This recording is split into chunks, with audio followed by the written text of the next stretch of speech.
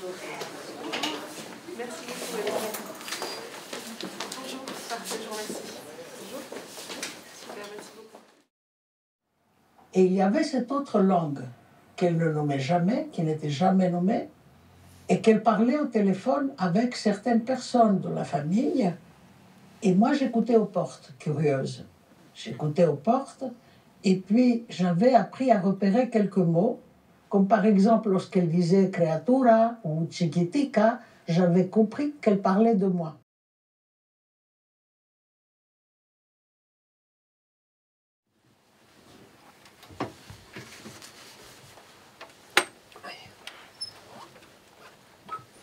C'est la première fois qu'on est...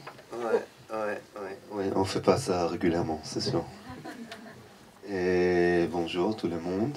Et bonjour Noé. Et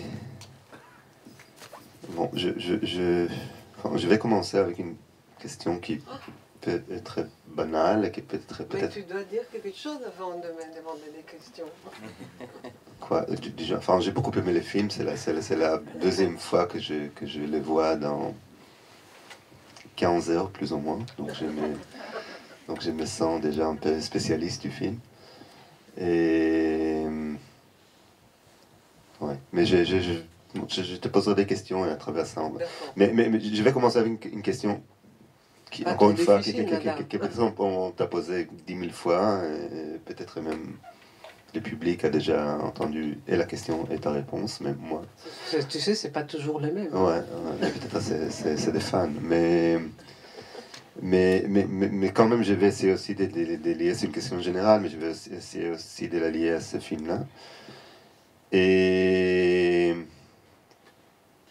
ça m'intéresse toujours, encore une fois, d'une manière presque évidente, ce parcours que tu as fait, toi, qui est venu du monde de l'image à cette obsession verbale et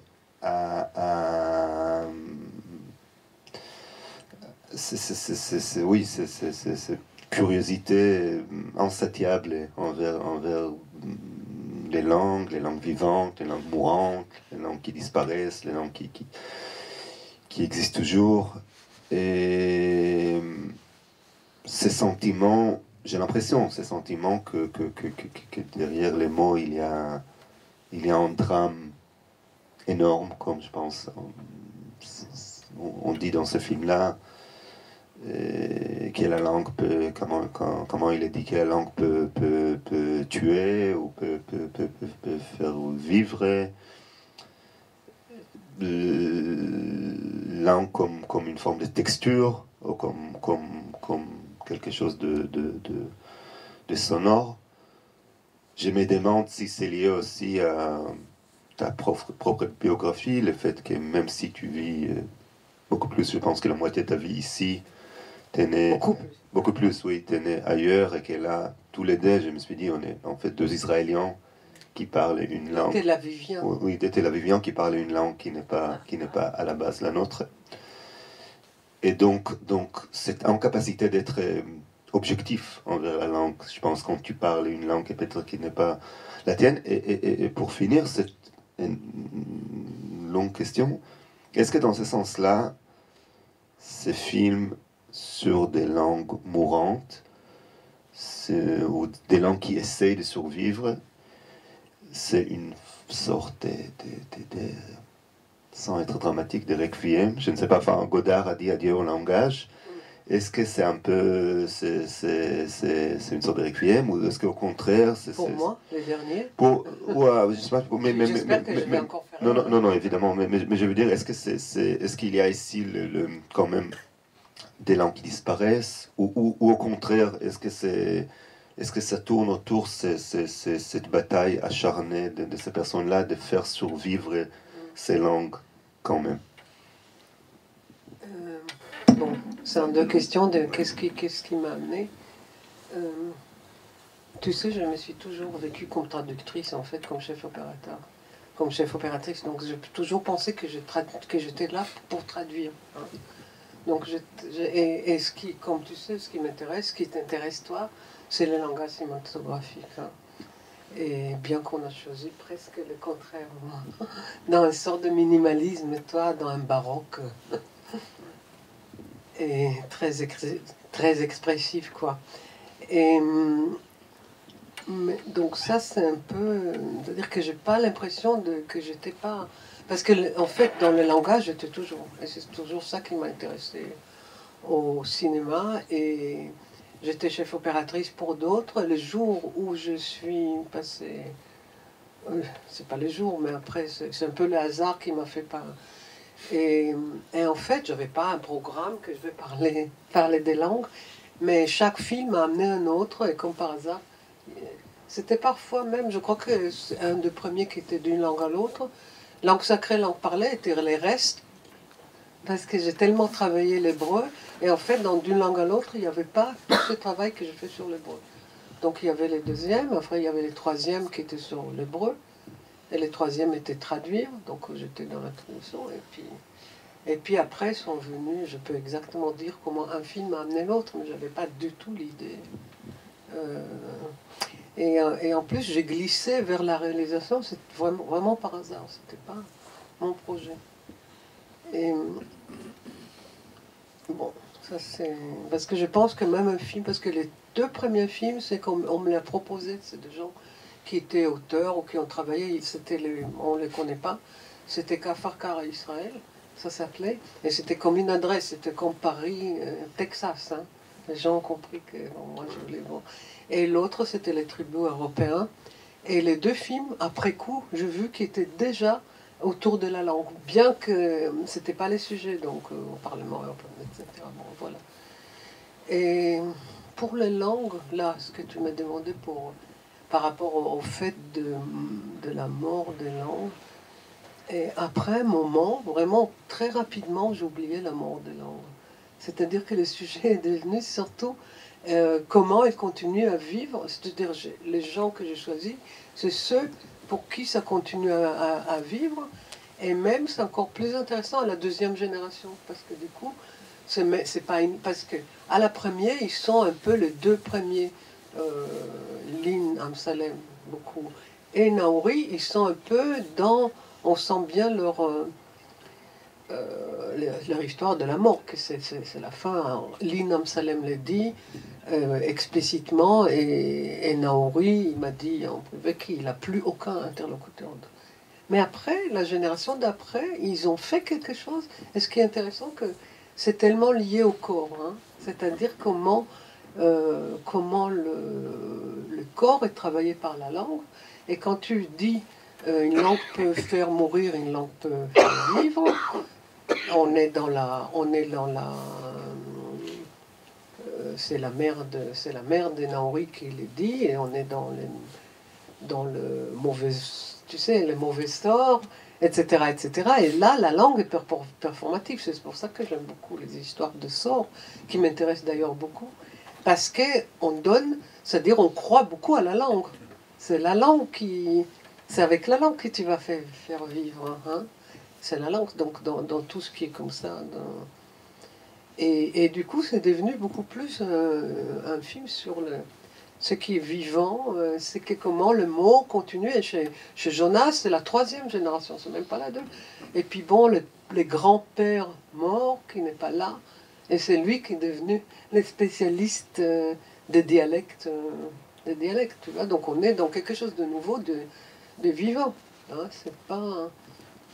je ne sais pas, c'est un peu l'histoire, mais c'est évident, je nie pas, mais l'histoire de langue mourante, ou en train de mourir, il est là en creux. Mais ça oubliait d'être le sujet du film. Et c'est pour ça d'ailleurs que je l'appelle des mots qui restent. Et en plus, le moment où, parce que pendant un moment, ça s'appelait les mots qui restent. Et le moment où j'ai compris que je dois l'appeler des mots qui restent, c'était vraiment comme une révélation. C'est des mots qui restent, comme des mots qui blessent, des mots qui... Hein. Et en hébreu aussi, c'était... quand je voulais traduire, on m'a dit milim chez Nisharu, on m'a corrigé milim chez Notru.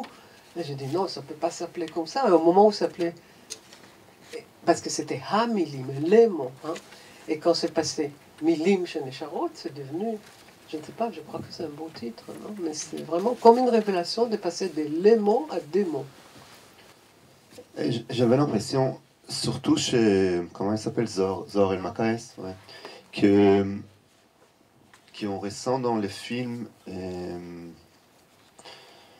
ce double rôle ou essence de la langue, comme, évidemment comme moyen de communication, ça c'est évident, mais aussi comme une sorte parfois de position de solitude, comme si d'une certaine manière c'est un peu le même mot qui te distingue, ou parfois qui te met ailleurs, ou parfois quand elle parle d'elle-même, que la langue de sa mère sera jamais sa langue maternelle, et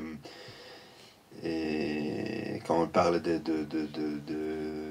bon, c'est peut-être un peu différent, mais de l'arabe qui la dominera toujours. Bon, moi, ça me fait penser à moi-même, le français, par exemple. Et c'est quelque chose que tu ressens, que les mots, que la langue, c'est à la fois une sorte encore une fois, une manière de parler aux autres, mais aussi... Mais c'est surtout ça dans le film, c'est-à-dire que c'est pas ce qui reste dans la génération d'après, c'est-à-dire quand on parle pas la langue, c'est pas la langue de communication dont on parle, c'est les mots qui ont laissé leur trace forte dans... Et je crois quand c'est parce que tu dis, elle dit que c'est l'arabe qui va la dominer, parce qu'elle va jamais les dominer, mais c'est qu'elle dit quand elle lit le texte, elle parle d'un mot, rime, hein, et ces mots qui dit, bon, en français, oppression, dépression, etc. Mais elle fait tout un tour, mais qui est extraordinaire, parce qu'elle la mère. Elle dit que, en fait, ce qu'elle dit, que l'hébreu n'est pas assez riche, n'est pas assez capable de traduire ces mots. Donc ces mots, la mère l'a toujours dit. Et elle, au fur et à mesure, dans tel âge, elle a toujours mieux compris ces mots. Et qui est quelque chose autour de la dépression, mais comme quelque chose de très oppressant, lourd, comme ça. Et elle dit, c'est une charmouta. Tu sais, charmouta, on a traduit garce, je crois que c'est pas mal traduit, mais c'est vraiment encore pire que garce, qui domine aussi. Elle dit qu'elle domine sa mère. Elle comprend en cours de route qu'est-ce que ça fait être ce mot. C'est une garce qui domine sa mère. Elle dit, un jour, elle me dominera moi. Et on va la porter toutes les deux, il n'y a rien à faire. Mais c'est comme s'il y a un destin de ces mots qui peut se dire en marocain, qu'elle comprend au fur et à mesure. Après, quand elle va l'écrire, ça va. Bon. Et quand tu dis solitude, c'est quelque chose, mais il y a la fusion avec la mer, mais quelque chose aussi de dépressive. Hein. Et en même temps, je crois que le fait qu'elle l'écrit, qu'elle a trouvé les mots pour le dire, c'est déjà moins dépressif parce qu'elle arrive à les dire.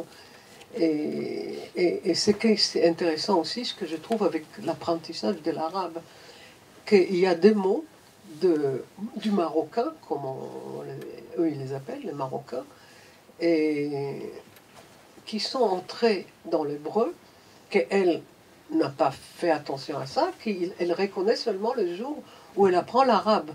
Donc elle dit l'arabe littéraire d'un côté et l'arabe palestinien de l'autre. Et c'est seulement là qu'elle voit déjà les liens entre le mot en marocain et les mots palestiniens, et que c'est les mêmes mots qui sont rentrés en hébreu, mais pas via les Palestiniens, elle dit, mais via les Marocains. Et moi, je me rappelle que je fais un film qui s'appelle D'une langue à l'autre. Il y avait Chaim Ouliel. Il disait tout le temps marocain. Et je me suis dit, pourquoi il dit marocain, pas... Pourquoi il dit pas arabe Mais c'est les Marocains. Et c'est intéressant parce qu'on ne dit pas judo-marocain comme dit Naouri ici, les judo.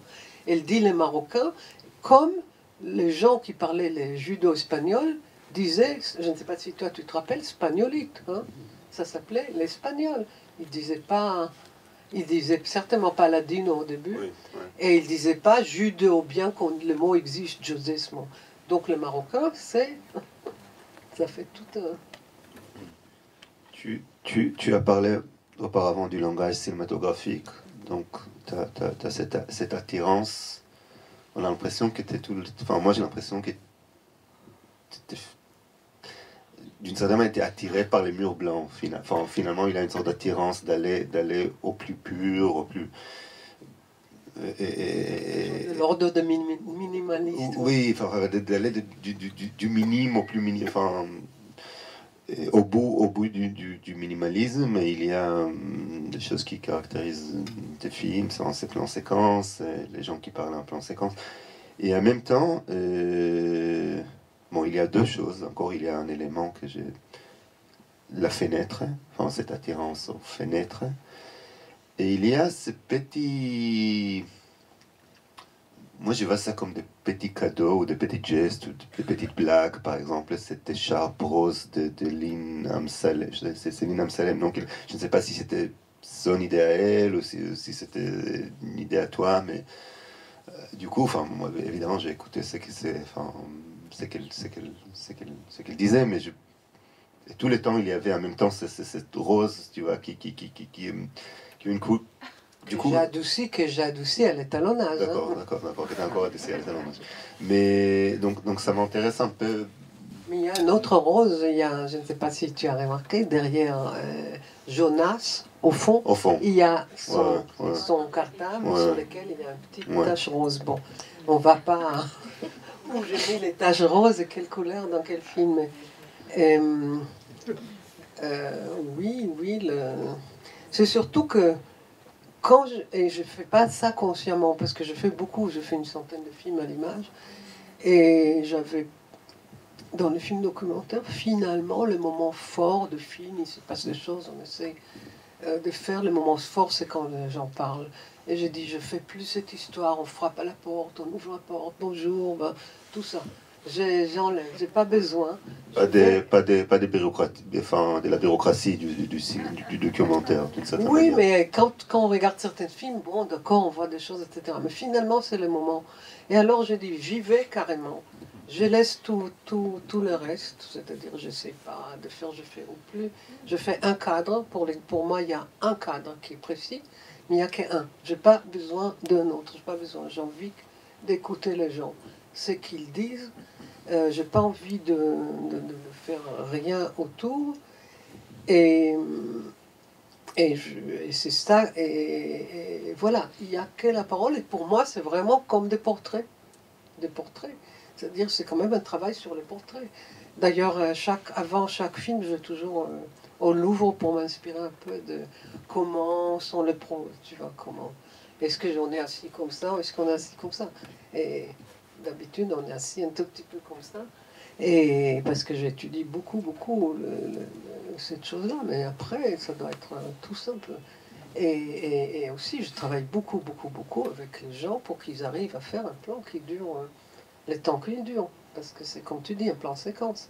Mais c'est-à-dire qu'ils parlent dans un plan, ils n'ont pas fait un plan, ils ont fait plusieurs fois un plan. Et ils n'ont pas droit d'apprendre par cœur. Je veux dire, ils n'ont pas droit d'apprendre par cœur.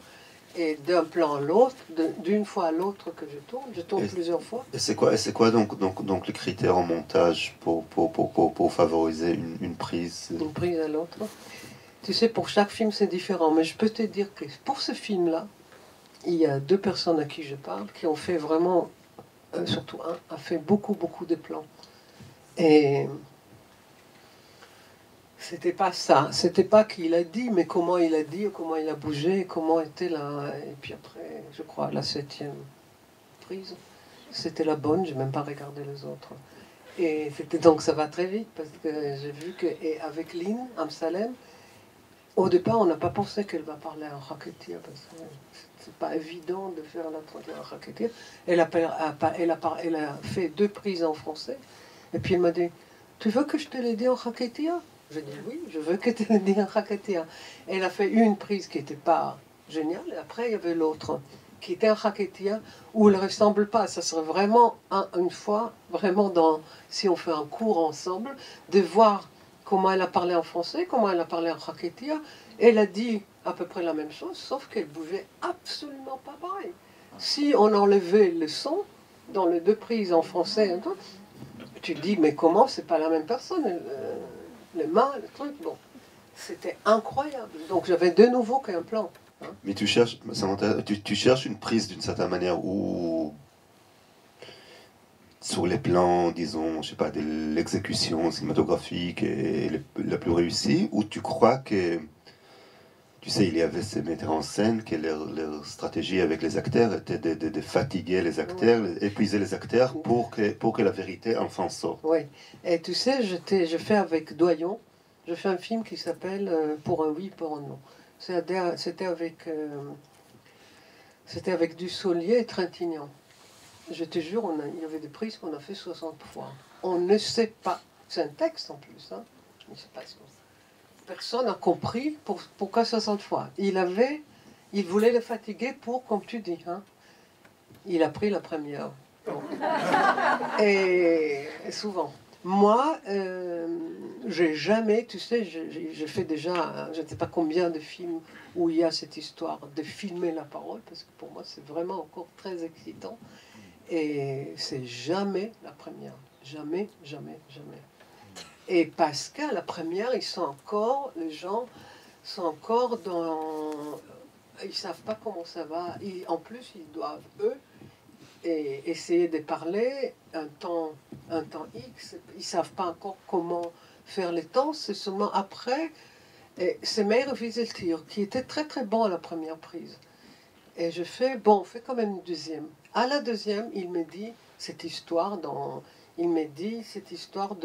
qu'il va assassiner sa langue russe, il m'a dit, etc. Mais après, il raconte toute cette histoire de Pouchkine et Lermontov, où il dit qu'il savait par cœur, etc.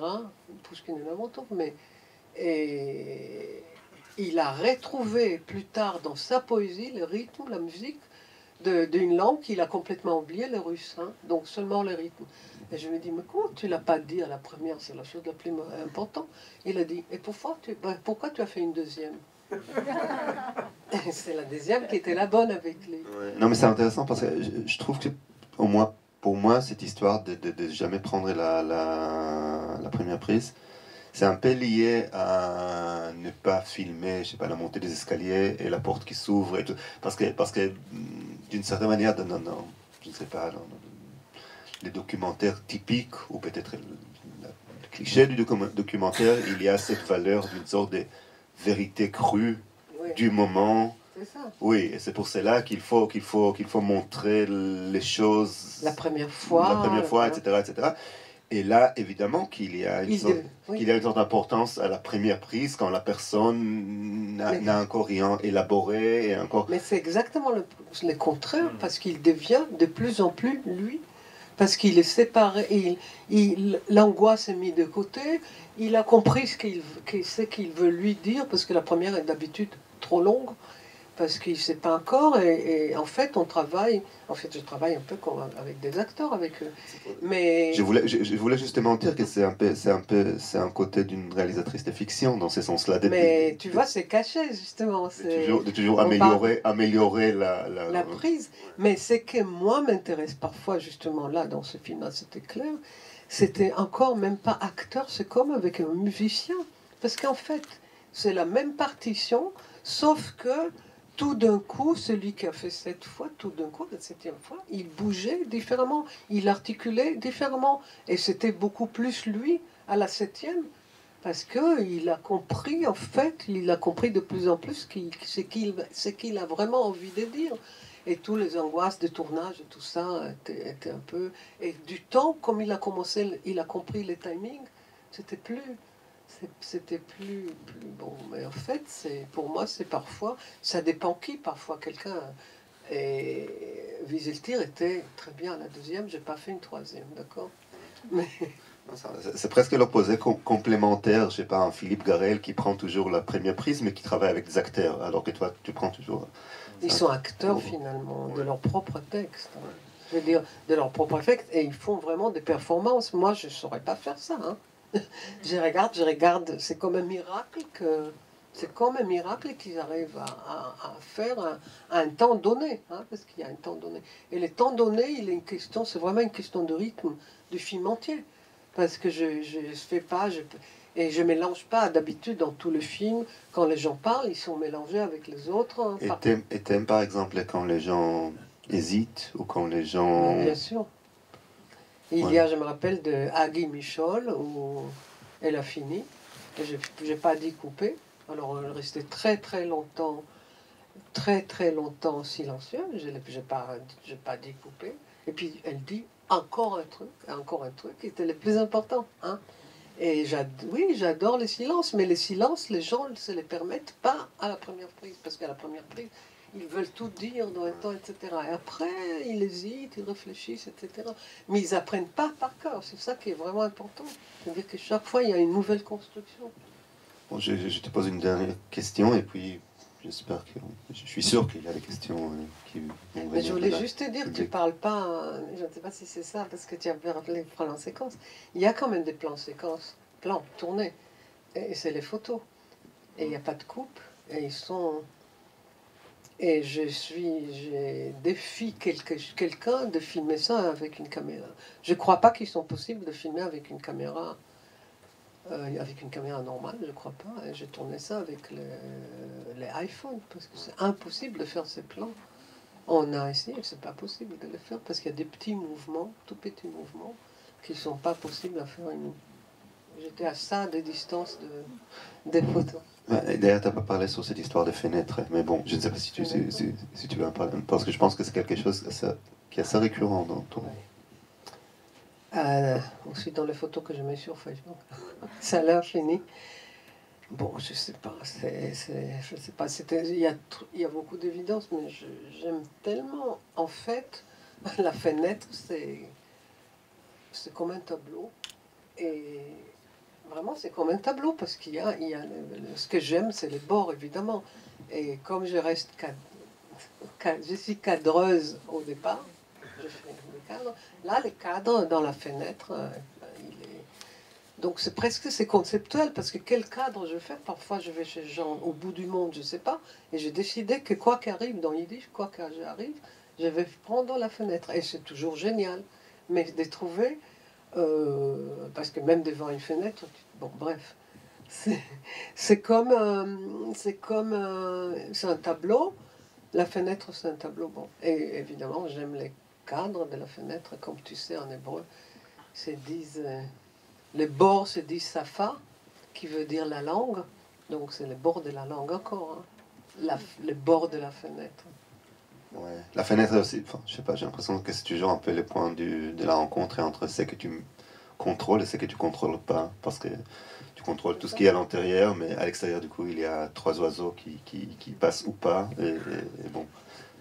Et donc, une dernière question avant mais qui est presque, je pense, évidente, mais il y a, je pense, la dimension politique du film, toute cette histoire de langue, enfin, judéo-arabe qui se répète. Tu crois que dans ce sens-là, c'est la langue qui comme,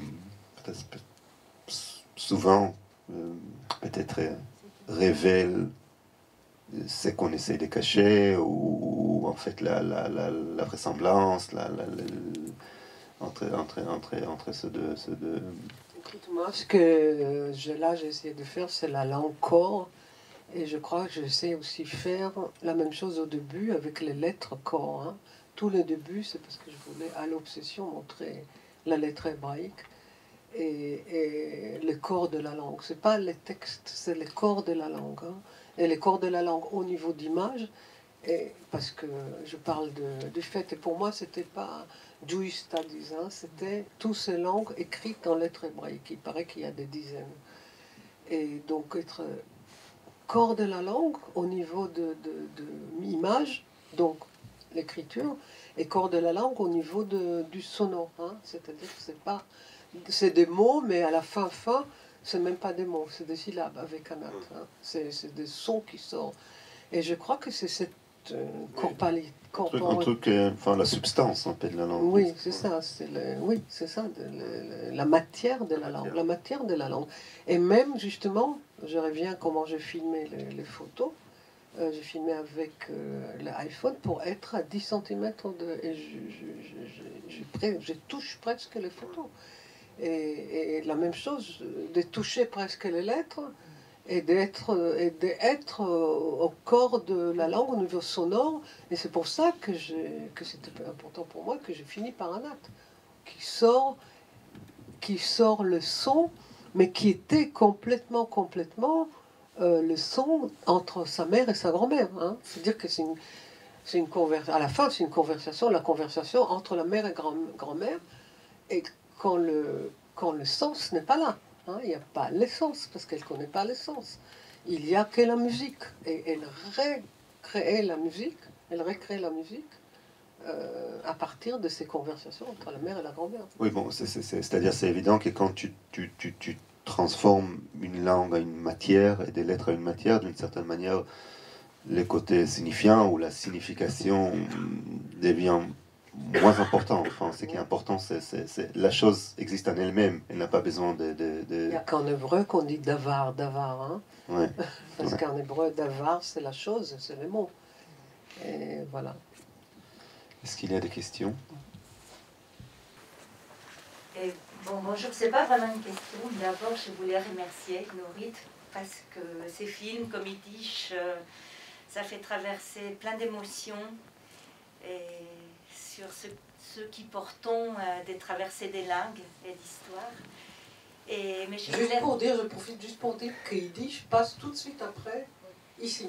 Pas dans cette salle-là, mais je crois que dans la vie. Si jamais, hein.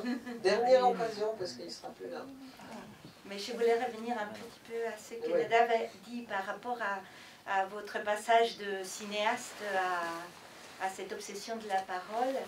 Et je pense c'est ma vision, qu'il y a un lien évident parce que le cinéma c'est l'image, la transmission par l'image, mais la parole c'est une transmission, mais aussi la langue maternelle nous façonne et façonne notre imaginaire.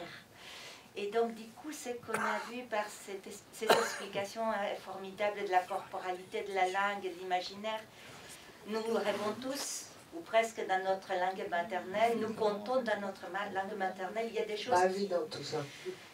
Voilà, et donc, du coup, je trouve qu'avoir trouvé ce passage, c'est formidable, et je ne voulais pas poser des questions, me dire merci, c'est extraordinaire. Ça nous fait vivre des sensations que seules nos langues maternelles peuvent éveiller, intraduisibles. Donc merci. C'est vrai qu'il y a quelque chose de la langue maternelle qui est de l'ordre du corps. C'est ça. Et c'est entre eux.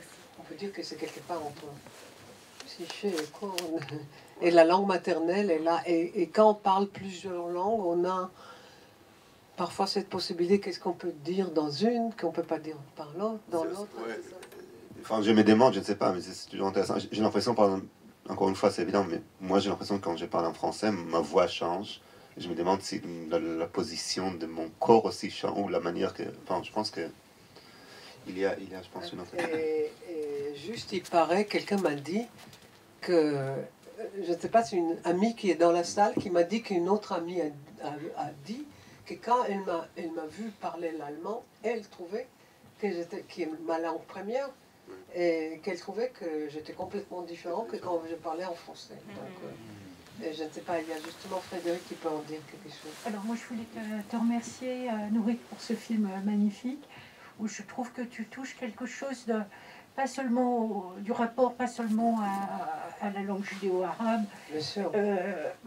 À la langue maternelle bien sûr, mais plus particulièrement à la rupture et aux langues de l'immigration. Et à ces langues d'origine qui sont parlées entre la mère et sa propre mère, et qui nous touchent et qui nous construisent. Sur ce thème-là, je voulais vous poser une question. Et toi, tu peux être dans ta langue, c'est laquelle ta langue? La langue que parlaient ma mère et ma grand-mère, c'était le grec. Et toi, tu les parles? Et je parle quelques mots, mais que j'ai appris à 20 ans. Et par contre, de cette langue qu'elles parlaient entre elles, j'ai des souvenirs, mais qui étaient comme des blocs de signifiants que j'ai décryptés plus tard quand j'ai appris un peu de grec. Et je voulais vous poser une question à tous les deux sur ce qui vous unit ou ce qui vous rend différent. Mais c'est vachement bien que tu demandes, parce que je voulais dire que Nadav, il a fait un film de fiction autour de la poésie. Hein? Oui, et que moi je pensais... Ganenet, comment ça se dit? L'institutrice. Oui. Et c'était vraiment, c'est pas évident. Je trouve ça génial que Nadav a fait un film autour de de la poésie. Oui. D'ailleurs, je ne sais pas si tu as vu Yiddish, hein, c'est un film entier autour de la Et poésie. puis je pensais à synonyme. Oui, c'est ça. Et en fait, dans Nourit, dans ce film, Synonyme, bien tu sûr. es à la recherche de la langue perdue. Et dans Synonyme, le héros ne veut plus parler sa langue et est en train d'essayer de se construire en français. Alors, après, on peut jouer et on peut dire est-ce que l'une est à la recherche de la construction et l'autre est dans un moment de rupture. C'est sûrement juste un premier niveau. Je dois dire que quand j'ai vu ce film, là, il y avait tant de choses. Et en général, je me sens très proche à ça parce que ce projet de donner corps aux langues, à la langue et aux mots, de rendre le mot une matière, de trouver le drame des syllabes, le drame des lettres, et c'est quelque chose qui existait en fait déjà même dans mes courts-métrages, et je pense qu'il existait chez moi d'une manière instinctive. Et bon, moi-même, j'ai commencé comme écrivain, et comme très jeune poète à l'âge de 4 ans et demi, mais bon, ça dans le film. Oui, comme ça dans l'institutrice. Et je pense d'ailleurs que dans tous mes films, il y a cette idée d'essayer de trouver une sorte de rédemption, soit personnelle, soit sauver l'univers à travers l'utilisation excessive des mots. Donc les mots c'est un drame. Mais oui, enfin, mais évidemment, un film comme Synonyme, où quelqu'un essaye de mourir et renaître est différent, son moyen de mourir et d'abattre sa langue maternelle, de se débarrasser de tous les mots qu'il connaissait, de parler que dans une langue étrangère, et du coup chaque mot devient une fête, un carnaval, un événement qui dépasse sa signification, qui va directement au son, aux lettres. Bon, je pense que c'est très proche au projet de Nourit. C'est pour cela aussi que je te demandais, c'est peut-être c'est aussi peut-être les points de vue des immigrants, quoi, ou des gens qui on devient très très très très conscient des mots quand on n'arrête pas de les expérimenter.